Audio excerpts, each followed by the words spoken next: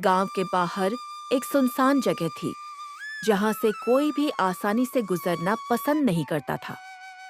वहां एक औरत रहती थी जिसकी पहचान गांव वाले तक सही से नहीं कर पाए थे। वह औरत साधारण नहीं थी, बल्कि उसके अंदर एक रहस्यमय और खतरनाक शक्ति छुपी हुई थी। उसकी अपनी एक छोटी सी बगीची थी जहां वह तरह तरह की सब्जियां उगाती थी। पर ये सब्जियां सामान्य नहीं थीं। इन सब्जियों में कुछ ऐसा जादू था जो किसी के भी जीवन को बदल सकता था। दिन के समय वह औरत गांव में जाकर सब्जी बेचती थी। लोग उसे सब्जी वाली औरत कहते थे।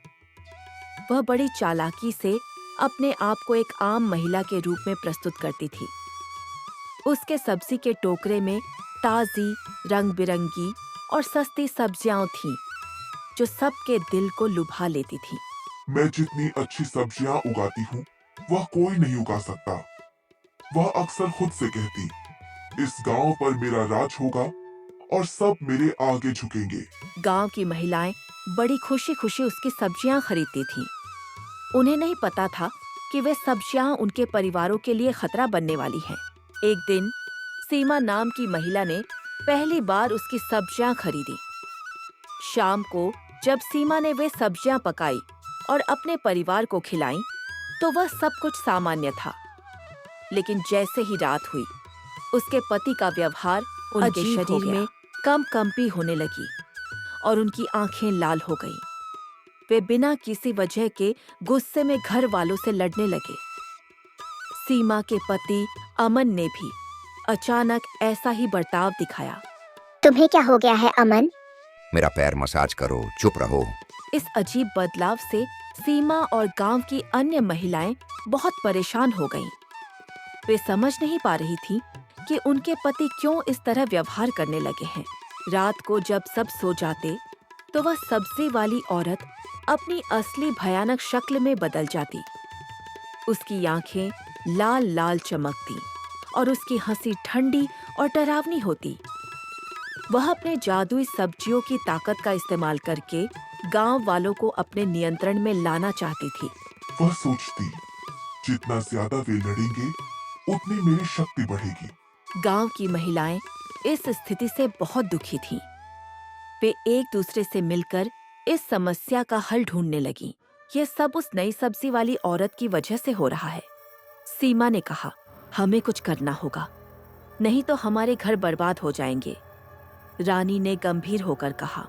फिर सीमा और रानी ने ठाना कि वे उस सब्जी वाली औरत का पीछा करेंगी और उसके बारे में सच्चाई पता लगाएंगी। एक शाम जब वह सब्जी वाली औरत घर लौट रही थी, तो वे दोनों छिपकर उसका पीछा करने लगी।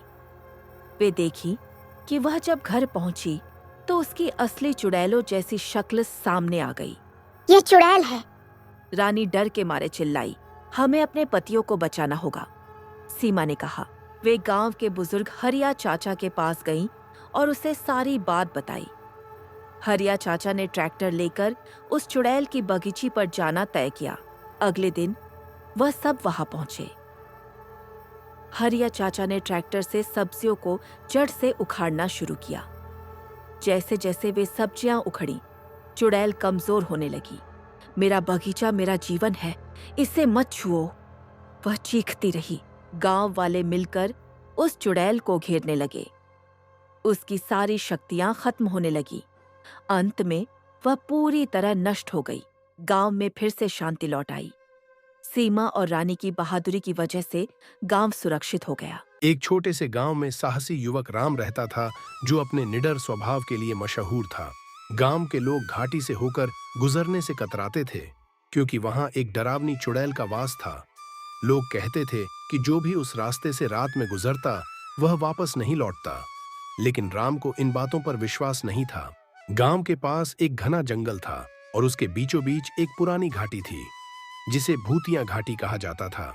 कई वर्षों पहले वहां एक लड़की की रहस्यमयी तरीके से मौत हो गई थी और तब से वहां अजीब घटनाएं होने लगीं। लोग कहते थे कि वह लड़की अब एक चुड़ैल बन गई है और उस घाटी में रहने वाले लोगों से बदला लेती है। गांव के बुजुर्गों ने कई बार कोशिश की थी कि उस घाटी में कोई न जाए, लेकिन कभी-कभी कोई न कोई भूल से उधर चला जाता और फिर वापस नहीं आता। गांव के लोगों में यह डर बैठ गया था कि उस घाटी में जाने का मतलब मौत को बुलावा देना है। राम एक साहसी और जिज्ञासु युवक था। वह अंधविश्वासों पर विश्वास नहीं करता था और हमेशा सच्चाई जानने की कोशिश करता था। जब उसने घाटी के बारे में सुना तो उसने तय किया कि वह इस रहस्य से पर्दा उठाएगा। गांव वालों ने उसे बहुत समझाया, लेकिन वह नहीं माना। अगर यह सिर्फ एक अफवाह है तो हमें डरने की जरूरत नहीं है, राम ने कहा। और अगर वहां सच में कोई आत्मा है तो हमें उसे समझना होगा और उसका सामना करना होगा। एक दिन राम ने अपनी यात्रा शुरू की। उसने अपनी कमर में एक छोटा खंजर बांध लिया और एक मशाल लेकर घाटी की ओर चल पड़ा। रास्ते में उसे पुराने पेड़ों की सरसराहट सुनाई दे रही थी और दूर से उल्लुओं की आवाजें आ रही थीं। माहौल डरावना था, लेकिन राम हिम्मत से आगे बढ़ता रहा। जैसे ही वह घाटी के करीब पहुंचा, उसने महसूस किया कि हवा में अजीब सी ठंडक थी।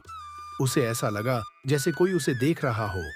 अचानक एक चीख की आवाज आई जिसने राम के शरीर में झुरझुरी दौड़ा दी, लेकिन उसने अपने डर को काबू में रखा और आगे बढ़ा। राम जैसे ही घाटी के बीच पहुंचा, उसने देखा कि वहां एक पुराना पेड़ खड़ा था जिसकी शाखाएं टेढ़ी मेढ़ी और डरावनी लग रही थीं। अचानक उसके सामने एक सफेद साड़ी पहने एक औरत प्रकट हुई। उसकी आंखें लाल थीं और उसके बाल बिखरे हुए थे। वह धीरे धीरे राम की ओर बढ़ने लगी। राम ने अपनी मशाल को कसकर पकड़ लिया और जोर से पूछा, तुम कौन हो और यहाँ क्या कर रही हो? औरत जोर जोर से हंसने लगी। उसकी हंसी घाटी में गूंज उठी। तुम्हें यहाँ नहीं आना चाहिए था, उसने डरावनी आवाज में कहा। अब तुम्हें इसकी कीमत चुकानी पड़ेगी। राम को समझ आ गया कि यह वही चुड़ैल है जिसके बारे में गांव में बातें होती थीं, लेकिन वह डरा नहीं। उसने अपनी माँ से सीखा था कि बुरी आत्माओं का सामना साहस और भक्ति से करना चाहिए। राम ने हिम्मत जुटाकर पूछा, तुम यहाँ क्यों हो? क्या तुम्हारी आत्मा को शांति नहीं मिली? इतना सुनते ही चुड़ैल की आंखों में आंसू आ गए। उसकी डरावनी छवि अचानक एक दुखी आत्मा में बदल गई। उसने रोते हुए कहा, मेरा नाम रत्ना था। मैं इस गांव की ही एक लड़की थी। सालों पहले मेरे पति ने मुझे इस घाटी में अकेला छोड़ दिया और मैं भूख प्यास से मर गई। मेरी आत्मा को कभी मुक्ति नहीं मिली, इसलिए मैं यहाँ भटक रही हूँ। राम को उसकी पीड़ा महसूस हुई। उसने सोचा कि अगर इस आत्मा को मोक्ष मिल जाए तो यह घाटी फिर से सुरक्षित हो सकती है। राम ने अपनी जेब से भगवान राम और हनुमान की एक छोटी मूर्ति निकाली और प्रार्थना करने लगा।